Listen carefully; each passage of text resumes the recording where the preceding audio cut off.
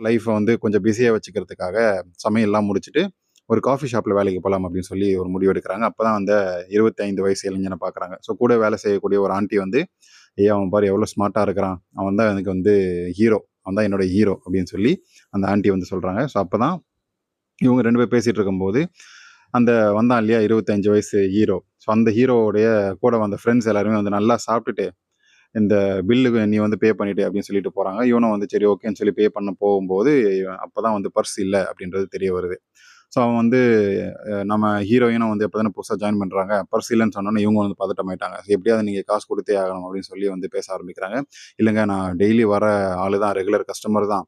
இன்னைக்கு தெரியாம விட்டுட்டு வந்துட்டேன். சாரிங்க அப்படின்னு சொல்லி சொல்லிட்டு இருக்கும்போது, நாளைக்கு குடுக்குறேன்னும்போது, இல்ல இல்ல இன்னைக்கு பே பண்ண பில் எல்லாம் ஜெனரேட் பண்ண பில் எல்லாம் இன்னைக்கே பே பண்ணணுங்க. இல்லன்னா வந்து ஓனர் சத்தம் போடுவாரு அப்படின்னு சொல்லிட்டு இருக்கிறாங்க. ஸோ உங்க கஷ்டம் எனக்கு புரியுது. எனக்கு என்கிட்டயும் வந்து பணம் இல்ல. நாளைக்கு நான் கண்டிப்பா